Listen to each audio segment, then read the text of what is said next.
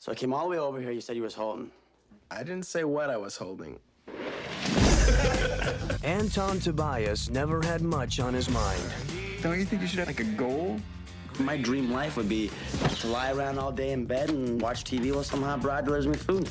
And he always had time on his hands. 4 bodies have been discovered and the killer is still at large. Until one of them What's happening to me? got a mind of its own. I have no control over my hand. It makes me do things I don't want it to do. Aren't you a little old for Ding Dong Ditch? Sorry about your bush. I'm gonna call 911. What's the number? I'm not the killer. Okay. I mean, if OJ could get off, then I'm sure. You there? Now, his hand won't stop. I don't want to hurt you. Then don't! Ew, that's disgusting. His friends won't die. Dead. Undead, actually. And there was this big bright white light at the end of a long tunnel. So what happened? We were like, forget that, man. It's too far. And the only way to stop it Idle hands are the devil's playpen, so keep my hands occupied, right? is to keep it busy. Freeze! Drop the knitting needles. That's probably not a good idea. Put him down! Cuff me! Put those needles down, young man! Cuff me! Cuff me! Columbia Pictures presents The police have no leads and the killer is still out there. You scream like a girl. the comedy Careful, it's on Hallows. That's really starting to get on my nerves. that dares to give scary movies Look at me! I'm in the face! the backhand. What you doing, man? That's my dad. Come on. CPR, man. I saw him Baywatch.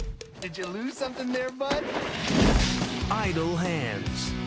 The touching story of a boy and his hand. Kinky. Fly for a white guy. Welcome to another Psychosemantic podcast, the part of Mark Ball that does anything that could be considered illegal or unworthy of job maintainingness, is played by an actor called Mark Ball for simplification purposes. This entire conversation is a work of satire, and I don't know if that's like copying and pasting the shit people were doing on Facebook. Like, I don't give you the right to sell my pictures or whatever that was going around every once in a while. Yeah. Kids don't break the law. We don't break the law. We're law-abiding citizens. We conform with what our state and our federal government tells us what to do. Don't go out and break the law. Any kind of talk on this episode is purely fictional and for entertainment purposes only. And if you don't like that, you can suck my fucking dick. There we go. I think that's how most disclaimers work. In case I wish more ended with suck my fucking dick.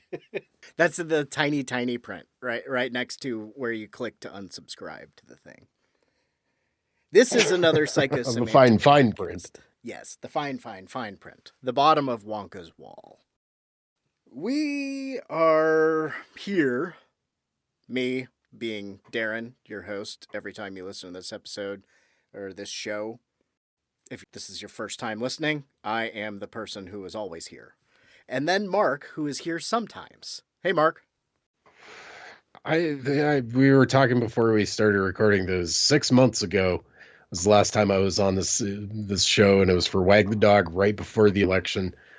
And Jesus Christ, the last 6 months have been very, very eventful. Got a new president.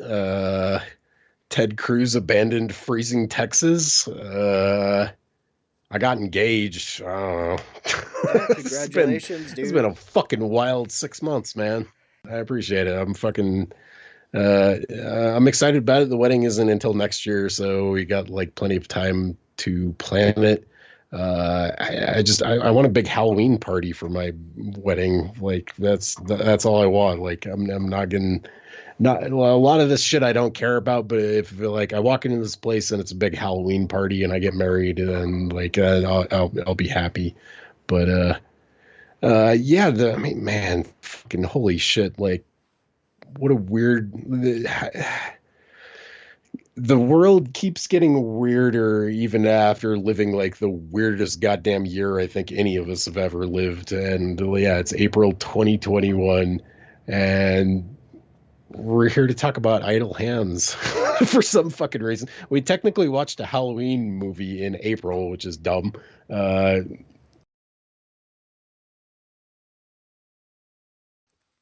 We're halfway to Halloween. Yeah, I guess okay, that kind of counts.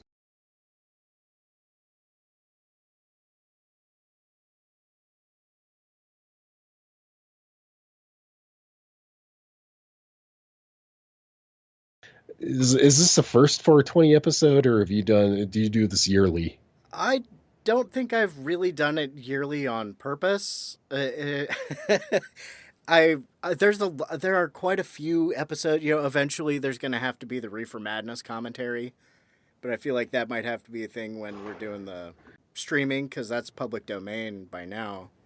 So can't get one of those shut down on the. I'm pretty sure.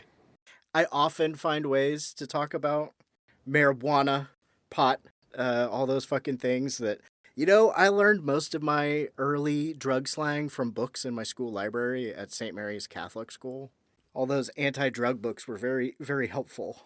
I'm pretty sure my high school library had the same exact books, like the old, super old. I think they were from like the 50s or some shit. The really old, like hardcover. And they were always really short too, because I don't think like back then they had way a lot to say, I guess, about pot. But the slang, the devil's lettuce, the reefer.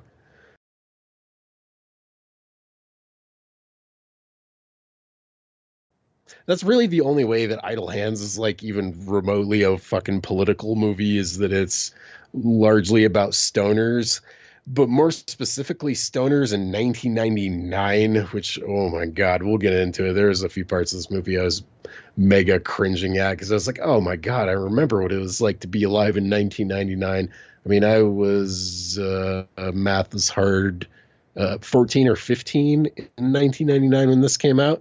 But I caught it on USA. They ran it like, I think pretty much uncut, except for the boobs were probably cut out. And like some of the harsher language might have been changed, but like all the violence was still in this thing on USA Network. You could still see somebody getting their fucking head cut off or getting smashed in the face with a shovel, but we can't show a boob or say the F word. So yeah, I've got a fucking long. I probably saw this in about 2000. This movie flopped really bad in theaters. Really bad. I learned that from the Wikipedia. This movie cost fucking $25 million goddamn dollars. Did they pay Seth Green like 13 mil to be in this thing because he was hot shit at the time, and like, or maybe about to be hot shit at the? Well, he was on Buffy at this point, so. Yeah, and there's Jessica Alba and Vivica A. Fox. I guess they're kind of expensive. Devon Sawa at the time was like, I think he was like about to grow out of being like the teen heartthrob thing. Like he'd done a bunch of like not Disney Channel, but Disney Channel kind of type of movies up until this point. And like, I don't know, he did like something. It was in Final Destination, I think, like a year before this, maybe. A year later. And that movie was a fucking gigantic. Was that in the 2000s? Yeah, that was 2000. And this was after SLC Punk. And of course, Casper and Little Giants and shit. Oh yeah, the Casper movie was fucking hot shit. I remember seeing that in theaters. Like it was, I mean, I think most people talked about Casper because of the quote unquote cutting edge special effects done by ILM at the time, which I haven't seen that movie since I was 10 or 11 maybe, whenever the hell it came out. But I bet the special effects look like fucking shit at this point. But Devon Sawa is cool. He's about to be in the second Danzig movie, whatever the hell that vampire western thing that he's doing is called. Devon Sawa's in it, and he's a lot of fun to follow on Twitter. He's very snarky, and he's a dad, and I think he's not very much older. You're a couple years older than me. I think Devon Sawa may be a couple years older than you, so he's like my older brother's age, but yeah, he's a lot of fun to follow on the Twitters. But Yeah, I was kind of shocked that this movie super duper flopped when it came out. It made $4 million on a $25 million budget. So, um, I guess I wasn't surprised when I checked out the special features on the disc, and the director was some guy that I'd never fucking heard of, because this probably got him like basically blacklisted with a lot of studios. And the Idle Hands, that movie lost that studio $21 million. So fuck you, go away. And I think after this, like I can't really think of a whole lot that Devon Sawa did either. Like he's done a few things as an adult, but I think I don't know, he probably just went off and did fucking something else, got a job and got married and had some kids, and now he's like a movie dad that acts occasionally. I mean, if I got offered a part in the Danzig movie, I wouldn't turn it down.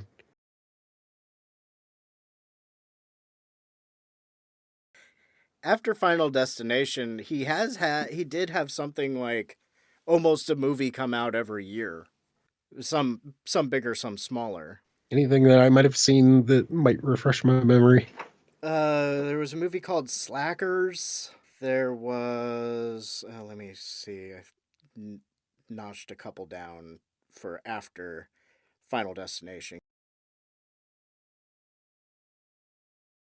Pretty much nobody's in SLC Punk 2 except for like Jen or something like that. Oh wait, well, did they show a flashback of him? Because he is credited as Sean in Punk's Dead, SLC Punk 2.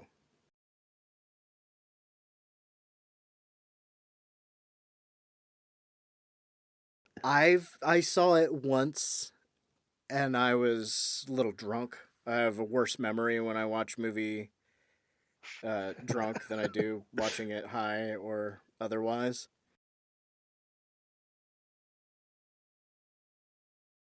They're all on Fridays, and I've got in the habit of not drinking on school nights, basically. So Friday and Saturday are my nights when I'm like, I'm gonna go get a 12-pack of beer and I'm gonna get real fucking drunk off of it because I haven't drank all week.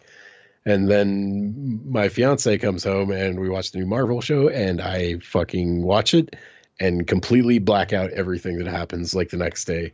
Because I have this one nerd kid that I work with that we talk about like the new Marvel stuff as it comes out. It's like our water cooler type of shit. Did you see WandaVision or Falcon and Winter Soldier? And it is goddamn ridiculous how much I forget week to week because like I watch it while I'm drunk. Yeah, that'll do it. There's a weird tangent number one. Not to totally derail the Devon Sawa talk. Well, I can bring it back. We had touched on you not really being sure exactly why this would be on this sort of show with that political slant. Anton Tobias, the Devon Sawa character, he sort of illustrates many different experiences across the spectrum of the marijuana user. He's got the suburbia white kid shit where we're going to spoil this movie, but it's over 20 years old. I was in high school when this came out. Yep. That's why I did look, and Devon Sawa is like 3 years older than I am.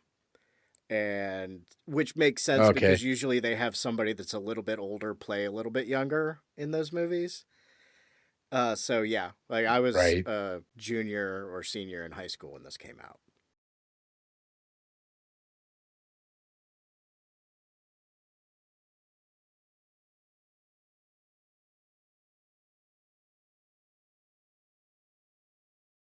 I mean, the fucking soundtrack. I mean, Rob Zombie, fucking Blood Clot by Rancid. That album was a whole summer for me. I think that was off the Life Won't I think the Wait album. Vandals are on here too. Yep, I mean, The Offspring plays the Halloween dance doing a Ramones cover. At the very end, The Living End, one of my favorite, like Psychobilly, that Australian band. They're a psychobilly band. The fucking soundtrack to this movie definitely spoke to me.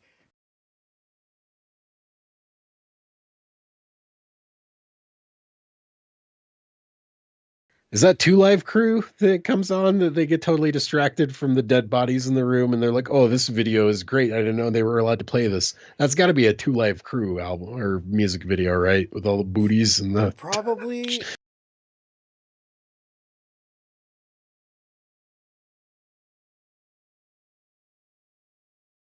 R.I.P. Wayne Static. Pop That Coochie was by Two Live Crew. You're correct. I knew it. Only they would be so bold to put out a music video like that in not 1999. Two Live Crew was way fucking before that. That must be like the thing is like it was a joke that video was banned on MTV a while before this movie came out because I feel like Two Live Crew is like early 90s. The album's from 91. Like maybe they got to this joke about 10 years late. Well, and it did get delayed because of Columbine.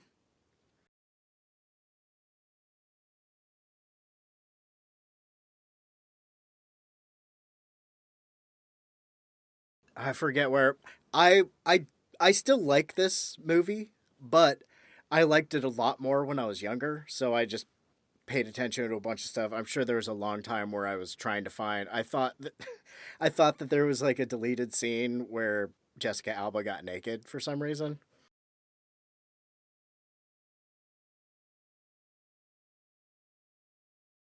Did I? Well, it was I think my first DVD player, and yeah, there was just one deleted scene that I couldn't see, and it said it was because of the rating setting, but it was a used DVD player, so I didn't know how to change the fucking setting. And I eventually gave up, but you learn a lot of things when you're in high school trying to see Jessica Alba naked. And That's worth going the extra mile for. eventually I found out she doesn't do that sort of thing. But anyway, sorry, tangents. This is more like the last show we did a little bit with some of the tangents. But he's got that white suburban pot smoker kid, asks cops if they've got drugs. But he also, and speaking of the cops, he is victim to selective prosecution, which this is why this is political. I can go on this rant and we can have this conversation. We can talk about the decriminalization and expungement bills that are in Congress right now being introduced by, I've got a lot of complaints about the Democrats, but at least the head of the Senate is pushing for legalization and decriminalization and getting people out of jail for this dumb fucking shit. Okay, so the selective prosecution thing, I wanted to take that back to Richard Nixon, friend of the show. So real quick, Harry J. Anslinger from the Treasury Department was like a teetotaler, abolitionist, or not abolitionist, prohibitionist. Very big difference. Yep. He was so religiously full of such religious zeal. There we go. That he thought that if you made things shitty enough for people, they would change doing things they liked. And so he was the first big anti-champion of marijuana.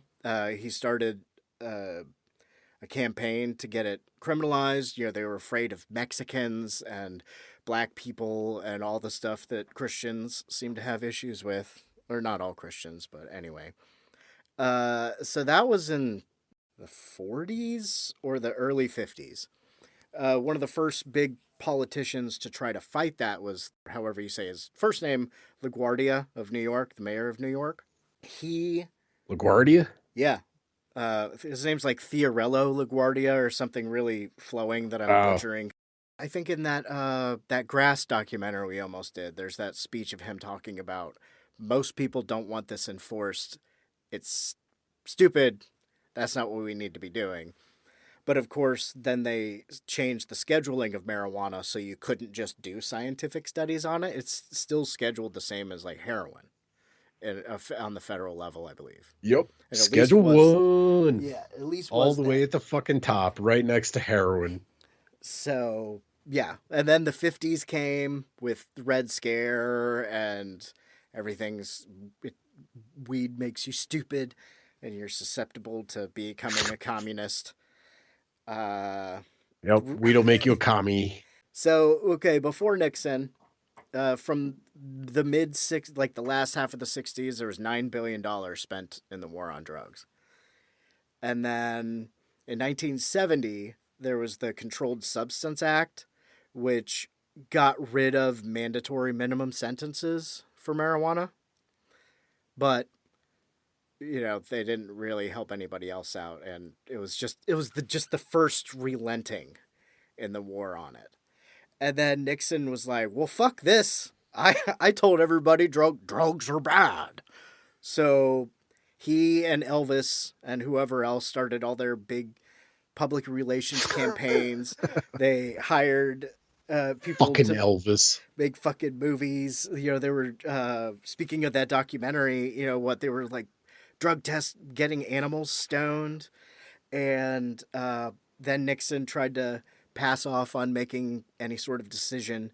So he got a committee, and he's like, well, I've got a committee and they're going to tell me what it is. And the committee said that personal use is totally fine, and smoking pot in and of itself does not cause people to commit crimes, and it's largely used by the government for selective prosecution. And that's one of the things that's going on. So he said, well, I don't want to read that report. And then he formed the DEA.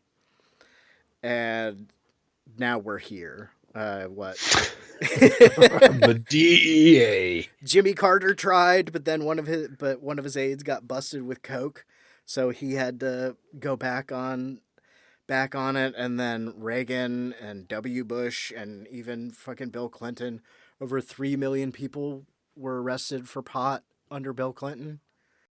So anyway, to fulfill our mandatory minimum sentence of talking politics for at least part of the episode. Currently, there are two bills in Congress right now. The Senate's working on one, and the House has one. The House has the Marijuana Opportunity Reinvestment and Expungement Act, the MORE Act. It was passed last year, and then Mitch McConnell took a shit on it and didn't let anybody else look at it. But it would remove marijuana from the Controlled Substances Act and provide restorative justice for people that have been disproportionately impacted in the war on drugs, and many other things like that. The MORE Act,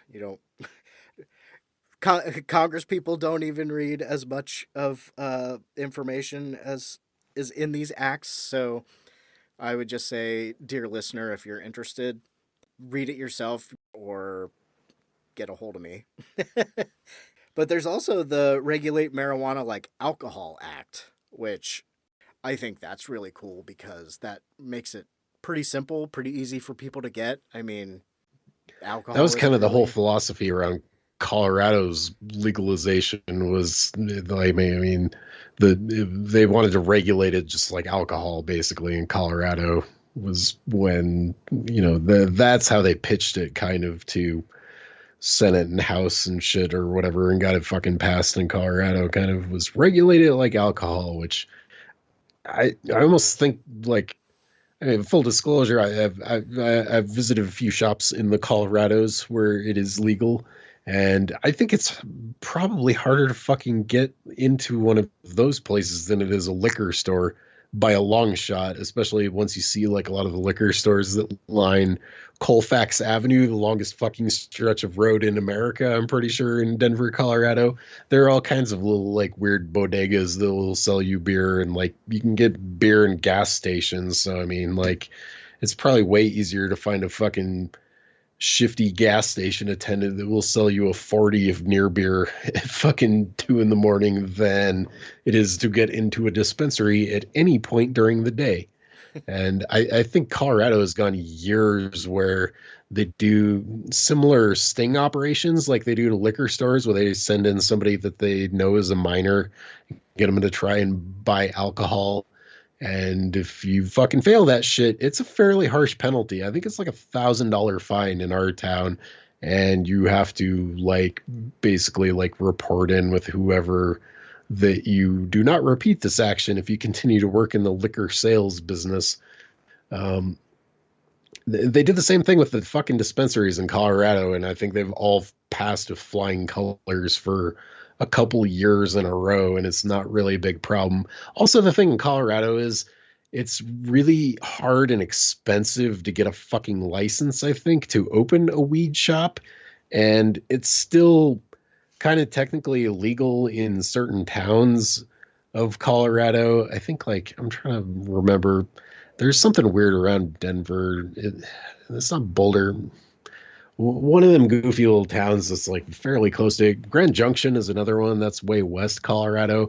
I don't think weed is legal in the city limits, or at least it's not like to there are no shops, so like retail sales are basically banned.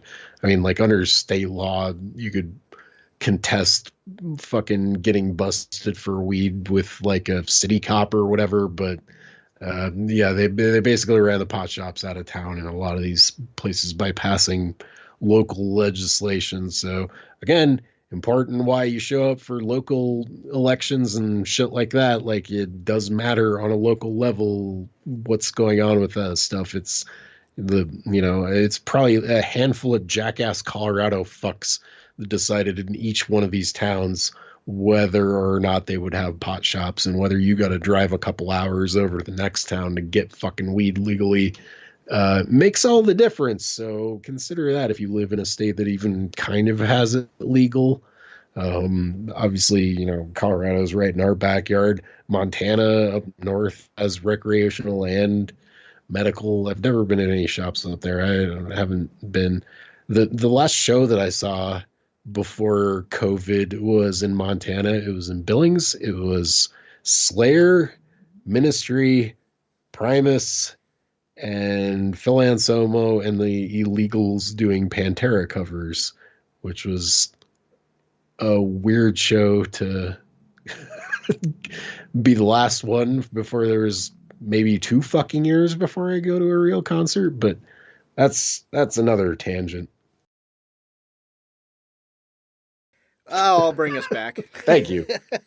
A couple years ago, well, we were just talking about idle hands, and we'll be talking more about idle hands in a second, and the selective prosecution of Anton Tobias.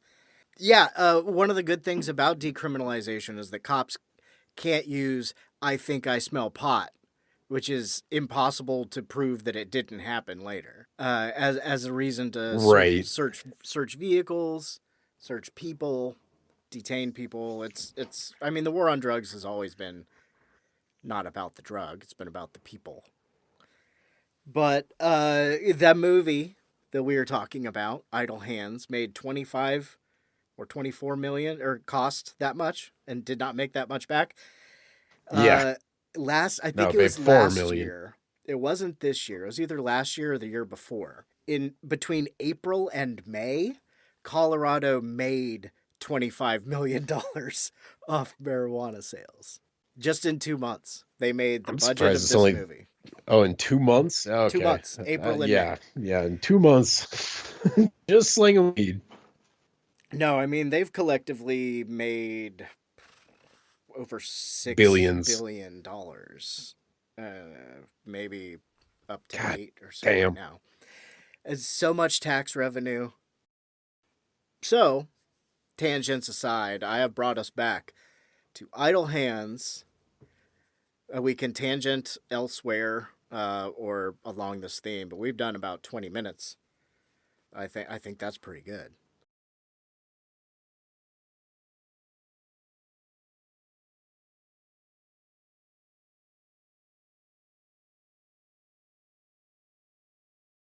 Oh, I'm sure there'll be something. We'll be right back. 5 minutes later. Yeah, whenever you're ready, we'll jump in this bitch. Do you know who else likes to jump in a bitch? I don't know. I don't know where I was going to go with it. Probably Panub. Panub is the type of character that would say jump into a bitch. Fuck, what's his name? Which one is he? He's not Seth Green. Is that not Seth Green? The other guy? Yeah. Other guy who seems familiar. His name is Eldon Henson. Oh, okay. I don't know if you've watched it. Are you a fan of Mighty Ducks? I haven't seen it since I was a kid. I was a big fan of it when I was a kid, but it's been at least 20 years since I've seen it. It's maybe been closer to 30 years since I've seen it. He was the big kid that became their enforcer that like couldn't skate but was big and could hit the puck hard. Oh, okay. And he's also in the Hunger Games. Another child actor. This thing is full of fucking child actors, it seems like. 'Cause Seth Green was in the 1990 miniseries of It. Is like the earliest thing I can think of. Yeah, he couldn't have been older than fucking like 12 or 13 when he was in that thing. But also, like you said, you always cast older for younger roles. So like technically when somebody's in high school in a movie, they're probably in their 20s, maybe 30s. Like definitely the further you go back in movies, it gets even more hilarious. Like they're passing off 40 and 50-year-olds as high school students just because I don't know, there's actor things. But anyway, yeah. Idle Hands has a great cast. These people were all like kind of up and comers at the time, or I don't know. Yeah, I guess like in Devon Sawa's case, this was towards the end of his run as a child actor. I guess they all got to do like the high school movie, and then I don't know what the fuck did Jessica Alba move on to do after this. She was in that really mediocre Fantastic Four movie in, I don't know, 2006-ish or so. I can't for the life of me remember a goddamn thing else that she was in. She was in Dark Angel from 2000 to 2002. I think that was that like James Cameron show that was on Fox at some point that I never watched. It was a big deal at the time. Sin City. Oh yeah, no, yeah, okay. What was that, Nancy? Yeah, she's in the Marv storyline. She was in the sequel that I don't think I've seen. The Sin City sequel? No, I haven't seen the sequel to it. I don't think either. But anyway, sorry. You said you've got a lot of shit to say about Idle Hands, so let me have it. I kind of picked this movie because it's a humongous homage to Evil Dead 2, obviously, with the possessed. Like, they basically took the scene in Evil Dead 2 where Bruce Campbell's hand becomes obsessed because it got bit by his undead, dead and alive, deadite girlfriend out front, and his hand becomes obsessed and starts beating up Bruce Campbell like with his own hand. It's hard to it sounds goofy on paper, but like once you see it, it's like pure, basically like vaudevillian kind of like acting. Like it goes way back to like, you know, like silent film shit. And yeah, if you've never seen Evil Dead 2, like, I mean, get off your fucking ass. It's better than Apocalypse Now. I'm gonna go on record and say Evil Dead 2 is better than The Godfather. But Idle Hands is basically a big sloppy hand job to the scene in Evil Dead 2 where Bruce Campbell has a possessed hand and beats himself up, and then he cuts off his hand and the hand gets loose and goes around the cabin and fucks with shit. Well, this is like, yeah, basically a whole movie centered around that, only instead of Bruce Campbell, we get Devon Sawa and Seth Green and the guy from Mighty Ducks is stoner teenagers, fairly stereotypical stoner teenagers. I was kind of surprised to see that this movie came out in 1999 because I counted at least 3 fairly problematic by 2020 standard things in this one. The first one is how Devon Sawa kind of hooks up with Jessica Alba. He doesn't really he's obviously fawning over her at the beginning of this movie and has been for a while, but they don't really have a, I guess what you call a meet cute until his hand is fucking possessed and makes him go over there and ring on the doorbell repeatedly and then throws him off a porch. And she's like, you're a little old for Ding Dong Ditch. And it's basically this dumb teen comedy bullshit that gets him up into her bedroom. And then there's all these gags with the hand being possessed and trying to basically assault Jessica Alba. And the other 2 problematic things is when they're talking about the murder victims that we later find out is probably Devon Sawa. who are the two twins that worked at the fast food restaurant or whatever. And then like kind of later in the movie, the chick that's hooking up with the dude from Mighty Ducks refers to them as the shortened version of the R word, which I'm not going to say on this show because it's not cool. And hearing it in 2020 years, I was like, oh no, it's 1999. This sounds more like 1994 when you said this kind of shit. And the other one is the metalhead, jacked up truck driving dude that lives across the way that teaches Devon Sawa the basically the tagline for this movie, which is idle. What is it? Idle hands are the devil's playground. And every time he appears, they play fucking hair metal about devil music and shit. And he refers to either Mozart or Beethoven as a homophobic slur, which I will not repeat. And it goes by really fast, but I like caught it instantly because at this point I was like, I'm counting the problematic things in this movie, and those three stand out. Yeah, I suppose it still might have happened a little bit with him because that sort of character might talk like that. In 1999, can confirm. I was in junior high, so yeah, they fucking did talk like that. There were lots of Randys. I think that's what the character's name was. Me and my Ford. I wonder if some of the budget was from Ford, because he says my Ford more times than Donald Trump Jr. says my father. And that's a fucking maybe. lot. But I don't know. But they all, I don't know if you saw the thing, I forget where it was, where Seth Green was talking about how everybody kind of thought they were making a different kind of movie. Really? What kind of movie did they think they were making? Well, he and Devon Sawa and Panub. Sorry, I can't remember his name. Mighty Ducks guy. Yeah, Mighty Ducks guy. He was Fulton in Mighty Ducks. I remember the character's name. But they thought they were making more of like a comedy drama thing. Of course, with the horror elements. But what's his face? The director was like straight up trying to do an homage to Argento and Italian horror. So that's why the music's like the music is. That's why there's the druid princess with the magic dagger, or priestess, Vivica A. Fox, and I forget what everybody else did, but they also had all the studio meddling or whatever. He didn't necessarily talk about all of this, but he did say that part of it was the studio saying you need to change this because of the test audience. So the test audience wanted more Jessica Alba as close to naked as possibleness, which is why her clothes gets ripped off when she's on the car. They wanted more pot smoking. They wanted that to be more of a bookend, and they changed the scene, like the end scene, which we can talk about then. But they had, and I don't even remember seeing this.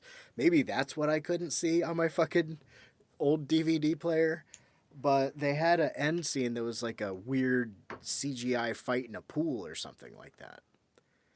And there were a couple things that they cut out. Yeah, I read about that. It's on the DVD, like that. That's what I watched this on, and for some stupid reason, I have a full frame edition of this DVD, which was super annoying watching that on my giant fucking TV. I'm like, oh, cool. I just can't fucking see the left and right side of the screen. But whatever. That was how I watched it at my grandma's house fucking 20 some odd years ago on the USA Network with fucking dumbass commercials and everything. But yeah, this is fucking. I'm not glad to hear that there was studio meddling with this movie, but that makes a lot of sense. This has kind of a reek of like this wasn't Miramax that put this out, because this has kind of the stink of the Weinsteins on it a little bit, because they like to fuck with movies before they come out too. This is kind of I get that impression. I was definitely shocked at how much time Seth Green and Mighty Ducks get in this movie. The two fucking stoners. They have lots of stupid fucking jokes, which if you were roughly their age in around 1999, this brought back a lot of memories, and I remembered a lot of dudes that probably still live in this town in high school, or that I went to high school with. But so yeah, I kind of agree with what you said at the beginning of the show, which is this was a lot better when we were like 14, 15, 16, around that era.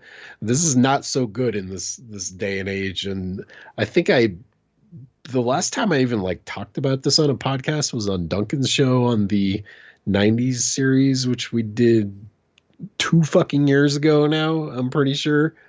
Yeah, I talked this thing up during the 90s series, and now that I've watched it in 2021, I was like, that was maybe a mistake. This movie is not as fucking good as I remember it being. And I think we could have talked about probably a lot better stoner movies, but I don't know. This one has like kind of a punk, like 90s punk rock soundtrack. So I figured, like you and me, like, I think are big on a lot of that stuff, like the fucking Vandals and like, the Offspring they play 2 songs in this movie. One is which by the Ramones, and I'm pretty fucking sure the second one is by TSOL, if I'm not mistaken. It wasn't Epitaph, it was Nitro Records was the one that Dexter owned, right? Mm-hmm. The like Guttermouth was on, and I think fucking AFI was on there, and Dexter was wearing an AFI shirt in the scene of Idle Hands back when AFI was a fucking punk band. Not a wannabe either.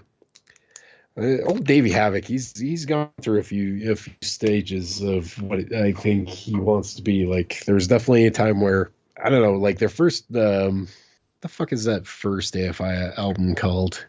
Answer That and Stay Fashionable, which is like, I don't know, it's a weird mix kind of. It's like part like 90s, like skate punk kind of shit, your Bad Religions and your Pennywises and your Anti-Flags and your NoFXs.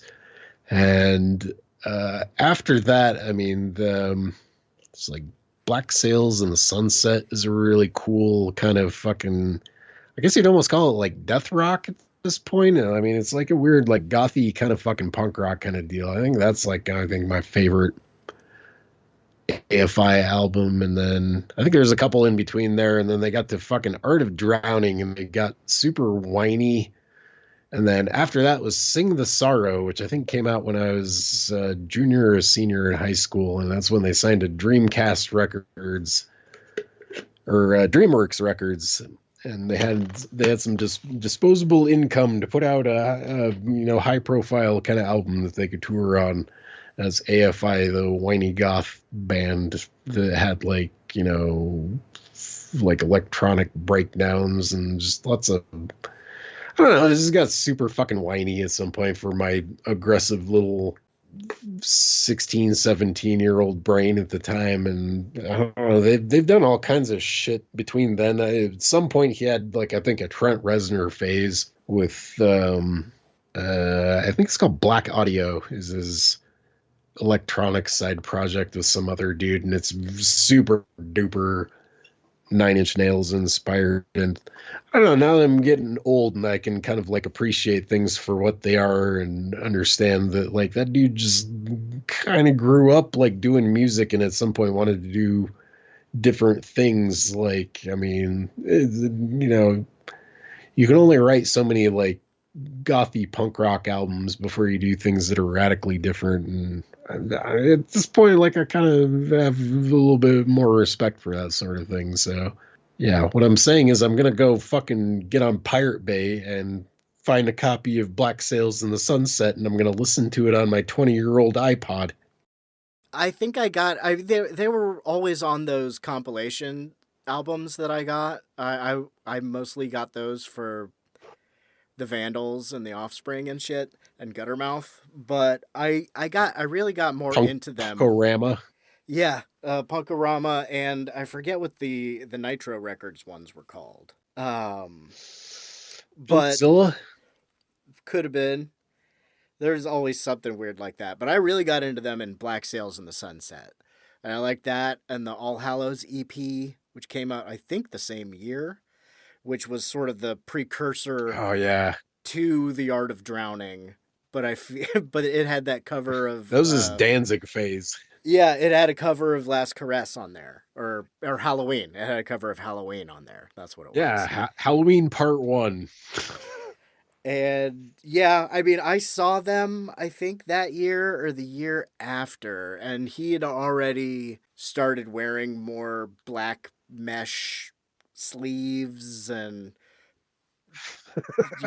leather and paleness. But I mean, they put on a fucking awesome show, but they were already starting to transition towards the Art of Drowning stuff. But I mean, holy fuck, he did like half the set. This was I think it might have been one of the times that Warped Tour was here.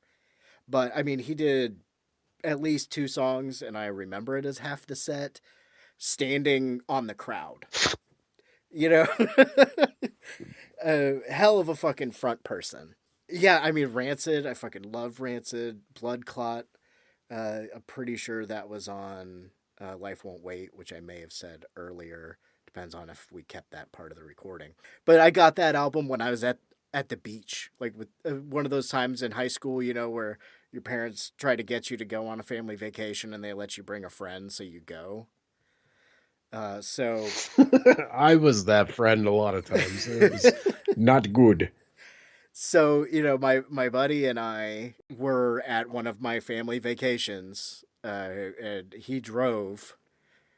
So we're just driving around the beach listening to that album. So, smoking all the cigarettes and other shit, thinking that we could be cool and talk to girls. Like these guys. I mean, we were in a band, we had that, but we were kind of like, dudes in high school that smoked pot. He just drinks now. Not in a bad way. Like, he's got a nice job and shit. Like, all he does is drink now. He does. I don't think he listens to this. So he just drinks. He just drinks. No. But Idle Hands. I think I like this more than you. But yeah, I liked it a lot more when I was younger. I appreciate the kills, the broken bottle into Seth Green's head, the fucking knitting needle. Yeah. Fred Willard with the screaming face, stuck in the fucking jack-o'-lantern. The saw We didn't even blade. talk about Fred Willard. Fred Willard starts this movie out, and I love Fred Willard because I grew up. My mom was a huge Roseanne fan. I don't know if you watched it or have seen it back in the day. Say what you will about Roseanne. She's fucking crazy now, like legit, like. And unfortunately, I think a lot of that is due to like undiagnosed mental illness, but that's an entirely different episode of the Psychosemantic cast. Fred Willard played Roseanne's boss when she worked at the diner's gay husband, and there's like an episode where they have a gay wedding that Roseanne plans, and it's like the tackiest, most stereotypical shit. And it's kind of unfortunate with Roseanne that you look at that show and like at the time they did a lot of crazy shit on that show. And like the real one big sore thumb of that show is the fucking weed episode where her and John Goodman I know that one. or like I think Johnny Galecki or somebody finds weed in the house and they fucking blame Johnny Galecki of fucking what's that terrible goddamn nerd show that they're on? Big Bang Theory. Big Bang Theory, that guy. Long before that, speaking of child actors, Johnny Galecki was on Roseanne and played like basically their stepson that ended up shacking up with their daughter Darlene. But yeah, the weed episode of Roseanne fucking sucks because they find the weed in the house, and it's actually like a really goddamn hilarious scene where her and John Goodman and her sister Kathy, Laurie Metcalf of Scream 2 fame, All three of them get fucking baked out of their goddamn mind because it's probably been years and years since they smoked weed, like back in the 60s. And there's a, you have to look it up on YouTube or something. There's a hilarious scene where they're in the bathroom, they're all just baked out of their minds, and they're not taking it real good. And the sucky part comes at the end where they're like basically freaking out. One of the kids comes home, DJ, and he's just like looking for like a soccer ball or something, and they are too fucking stoned to answer his very basic questions. And so once the kid leaves, like they have this like super sentimental scene between the two of them where they're like, why the fuck did we do this? This is stupid. Why are we doing this? We're too old for this. And Roseanne was like, well, back in the day, there's the war and we were protesting. And it was like, she's basically like making the comment that it was like just a way of life for children of the 60s, basically. But because it played on ABC network television, prime time type of shit, I think they had to tag on the scene at the end where they're like, you know, regretful about it. And like, there's the post-credit scene where they wake up the next day and they're acting like they're hungover and just like stupid, and the kids are asking them, and like, that's not how fucking weed works. Weed's great because you don't have a hangover. But yeah, that's one of those things. Like when I saw that when I was about 14 or 15, I was like, cool, there's a weed episode. When I see it now in 2021, when I'm 34 years old, I'm like, that's fucking horse shit that they had to tack on that thing, because I know Roseanne's been a goddamn pothead for fucking 40 years or whatever, 50 years, maybe longer. But yeah, that was not very many years before Idle Hands, and that's just kind of how Hollywood handles weed. It's been I think horribly fucking mishandled in movies and horrendously fucking stereotypical in a lot of movies. And like, it wasn't until super different. I think like the show Weeds was maybe one of the first things that I saw where I was like, oh, the stoners are just like, you know, people. They're not fucking Cheech and Chong or Jay and Silent Bob caricatures. They're like just actual people that fucking use weed or buy weed or grow weed or whatever. And Idle Hands is, I don't think it's still a fairly stereotypical view of what stoners are like, but I don't think it's horrendously offensive. I think the part where he smokes oregano and nutmeg is hilarious because it just makes him like want to die immediately, because that's a bad idea. But I remember that kind of urban legend. Do you remember the banana peel? You can make hash out of banana peels or some dumb shit. That's kind of how people discovered drugs eventually anyway. It's like, this will have to be a whole other episode. But, you know, with mushrooms, some kill you, some work well with food, and some make you trip balls for a certain length of time. And someone somewhere was just eating mushrooms and seeing what happened to people. And there would have been a joke about weed like that. And I don't know if you saw that Caveman movie that I put forward as one of the possibilities we do with Ringo Starr and Dennis Quaid. No, I don't think I've seen that one. I don't know. I think you should check it out sometime, especially if you have a elevation going on. But it was 1970s. If I'm feeling lightheaded. Yes, if you're feeling lightheaded, it's a Ringo Starr movie from the 70s or early 80s where they're cave people. It's a kind of a stoner. There's claymation, stop motion. Okay. Yeah, I remember you talking about this. I don't know what you either mentioned this on the Midnight Horror Show or on this show, like way the fuck back in the day. And like, do they eat weed, or do they like throw a big pile of weed on the fire or something? Like, that was kind of the only. I mean, obviously the people that made this movie were probably fucking stoned out of their fucking gourds, especially if the Ringo was on set. But yeah, I do remember you mentioning this movie way back in the day. The Caveman, or is this Caveman? Caveman. Just Caveman. But if you look up Ringo Starr Caveman or Dennis Quaid Caveman or Terry, no? Who was on Cheers? The blonde lady on Cheers. Shit. God, this is such a pot. It's either Shelley Long or Barbara Bach. Shelley Long. I've definitely never seen this movie. I will have to totally check that out. But before you go do that, let's finish real quick with Idle Hands. So we got the kills. We got the stoner tropes, the 90s stoner tropes. They're doing that transition that you're from the 80s, from the zero tolerance Reagan Bush era. It's they had Clinton,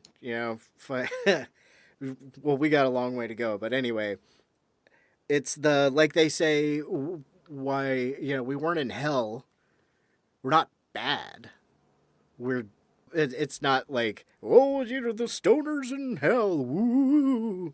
It's just kind of like, yeah, they're not really doing shit. And they talk about that. They talk about him being so lazy. That's how he gets to be possessed by the hand, who, when it is separated from him, is played by the dude that did Thing in the Addams Family movies. No shit. Yeah. They got that's what's the hand called in Addams Family? That's not Cousin It. That's the big hairy thing. I think it's just called Thing. The hand is called Thing? Yes. There's Cousin It, who's the hairy thing, but Thing is the hand. Okay, It and Thing. I can't imagine why I'd get that confused, but okay. That's actually like, Jesus, they probably had to like get that guy out of retirement. He's probably like, I'd have to look up his IMDb credits or something, but I would bet he's just like a hand model and a dude with like a big hand that shoots good. Yeah, I don't know. This movie has like some pretty okay special effects for 1999. Like I saw a little bit of like green screen compositing, and they do the severed head thing. I think pretty good for Mighty Ducks dude who gets his head cut off, because like, I mean, there's lots of stuff. It takes them a good 20 minutes in the movie before they finally reattach his head to his body, and there's lots of like his head sitting on the table or sitting in a chair type of stuff that they exercised a lot of old school practical effects, which I appreciated, which goes back to the Evil Dead comparison. Like, I think this is really like kind of it's a nice little homage to Evil Dead 2, and Devon Sawa acts his ass off through this, and like I think I wouldn't say recreates a lot of like the Bruce Campbell mannerisms, but kind of invokes the spirit of that, which, like I said, like kind of goes back to like silent film and like Buster Keaton type stuff, just like, just going for it. And like, I don't know, I respect the balls on a movie like where the lead actor, who's like a fairly big deal Hollywood type of thing at the time, is willing to just beat the shit out of himself for the movie. That's kind of punk rock, which I think goes. This is kind of a punk rock movie. It's got a couple problematic, especially for even for 1999 standards type of shit. But yeah, this goes under stoner punk rock movies kind of. And a thing, it has come up before, but I am a Columbus Blue Jackets hockey team fan. They had a bad game yesterday, and the coach said something that I sort of thought of when I watched this after that, was look at the game, not the score. Like, this movie totally should not have bombed, I don't think. I think this movie is a lot better than its box office shows. There's a great quote on I think it might be the Dazed and Confused bonus features, or something I saw with either Jeremy or Jason London, whichever one of those two appeared in either Mallrats or Dazed and Confused, because those were also two stoner movies that were fairly popular around the same time.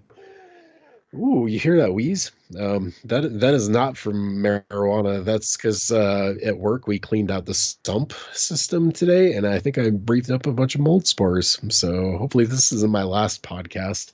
The Lonesome Journey of Yep. Geordie Markball. Yeah, if I just burst into microgreens tomorrow, I'm the microgreen man. It's the meteor Microgreen shit. Mark, if you will. Yep, I dip my fucking lungs into some fucking shit we were growing in the drainage system, which is all the colors of the fucking rainbow, for the record. Lost fucking, I don't know what the hell we were talking about. Jason London and Dazed and Confused. Yeah. Oh, yeah, he said there are a whole, thank you. There are a whole subsection of movies, basically talking about stoner movies that bombed at the box office simply because you could not take your bong into the movie theater. And like Idle Hands, Dazed and Confused, Mallrats, Empire Records, SLC Punk, I think maybe had a fairly limited theatrical release, but it wasn't like a smash success. Fear and Loathing in Las Vegas, I think, fits into that because that movie fucking, I think, technically bombed. That was another one that cost, I think, I don't know, 30, 40 million or something and came out and was like, well, who cares? Fuck off. But yeah, these movies, I mean, there's always going to be that kid that's like just starting to fucking smoke weed that's going to be like, I want to see Cheech and Chong, and I want to, they're interested in drug culture, which I think is okay. I mean, like, I don't think there's really a moral argument for completely disregarding art that relates to or is like strongly influenced or was done under the influence of drugs, because I mean, isn't that like a Bill Hicks quote? If you like, if you're against drugs, you might as well throw out all your records, because all of your favorite musicians were probably fucking stoned or drunk or high on something. So like, I don't know, like I can't believe, like, I was looking at a map not too long ago, the states in America where weed is legal to a degree, whether it be medicinal or recreational. And I'm fucking within 4 hours drive of where it's completely free or I'm going to jail for it. And it's going to be this little tiny pocket of like super fucking uptight states for the, I don't know. I hope the map changes within my lifetime. I remember really distinctly when I heard that the Colorado thing passed, because it was, I think, the first in the nation that passed recreational weed. And yeah, it's been a long time ago now, but yeah, I never thought that I would like live to see weed become available at a shop down the street from you, not within a mile of a school zone, but it's fucking wild times that we're living in. I genuinely think that weed will probably be legal pretty much everywhere.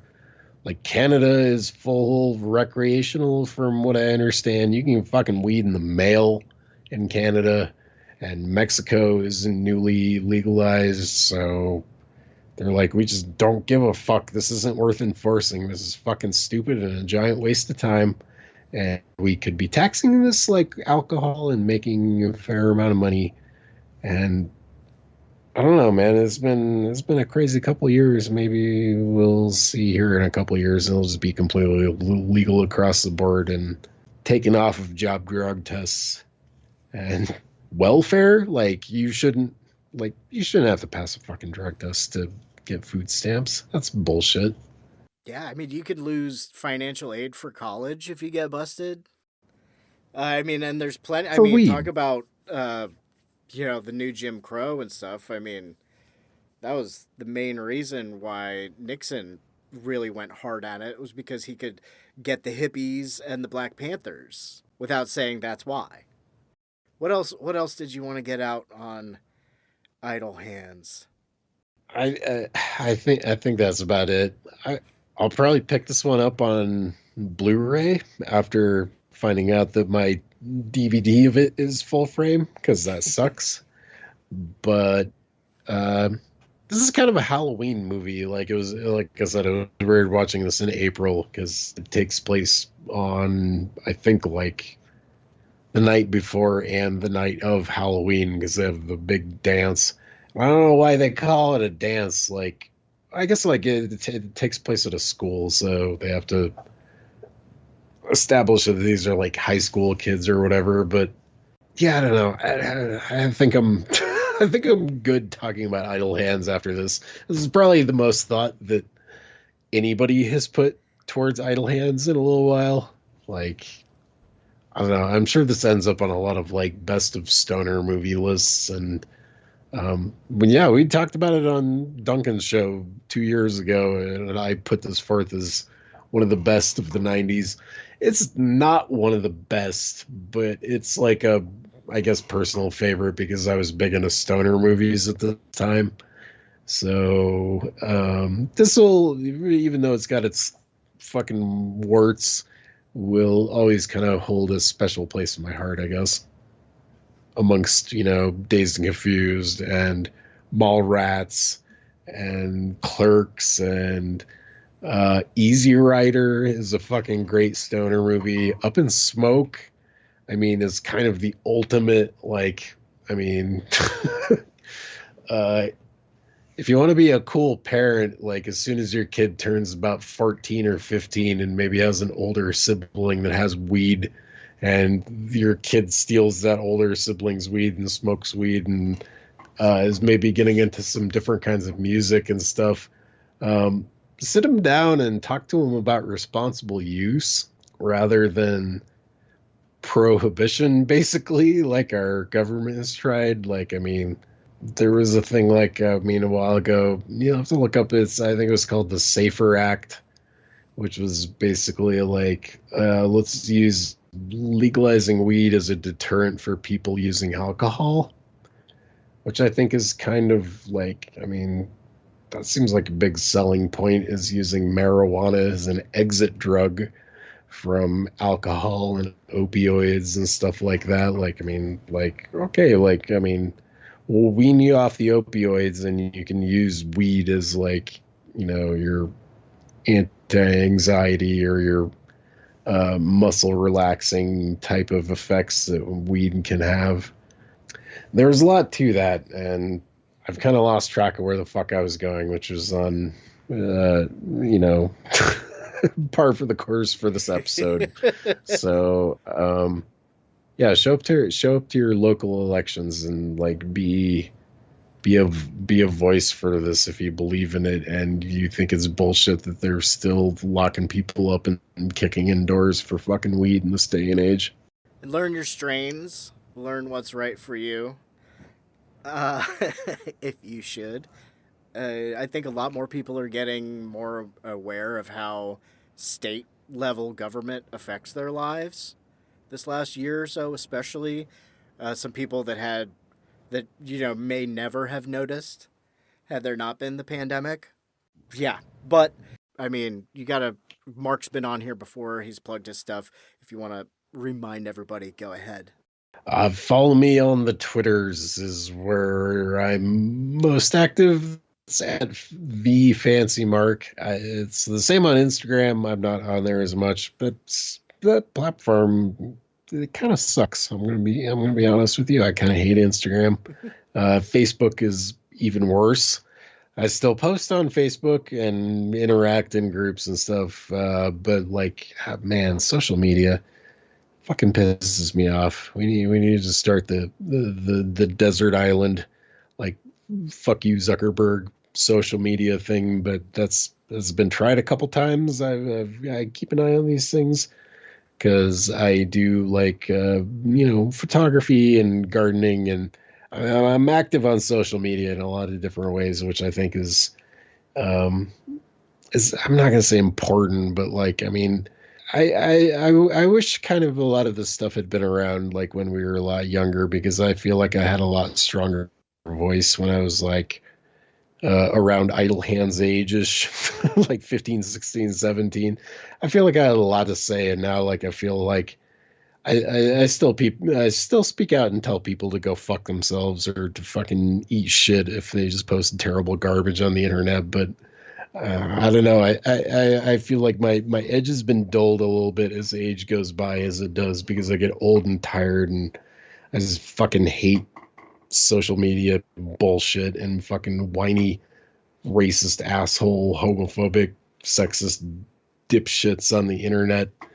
So yeah, I don't know. I hope there's at least a few people that listen to this and we're like, all right, that dude's cool. I'm gonna follow him on Twitter and fucking say that I like the episode. So like, yeah, comment somewhere on social media, share this show. That helps out a lot, and it makes me be like, all right, that dude's cool. He listened to this and he liked it.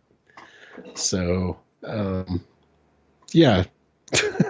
iTunes reviews for Psychosemantic asks, oh, god damn it, go listen to the Doing the Nasty podcast where we talk about censored movies. I finally got a hold of a copy of the actual Video Nasty documentary. It's like a 2-disc set that Severin put out like the late fucking 2000s, I think it is. No, it's like 2012 maybe, I think, at the latest, but it's all about the British fucking British Board of Film or something that banned a whole goddamn list of movies. The 82 is the first list, and I think there's 75-ish on the third list. Go listen to the show; it'll make sense. But we're watching banned movies, and a lot of them are terrible, and I tear a lot of them apart. And sometimes Duncan and I agree on these movies, and sometimes we don't. But yeah, Doing the Nasty is it's a fun show. I probably just butchered and botched that horribly, but that's okay. I would have brought it up if you had forgotten. I look in the show notes. That's good, because I almost did forget. Tell Mark that you think he's cool, or tell me that you think Mark is cool. Don't forget to duck and cover. As usual, marijuana saves an otherwise disastrous day. Don't go fighting puppets in auto shop. He did what we all must learn to do. You and you and you and you. Duck and cover.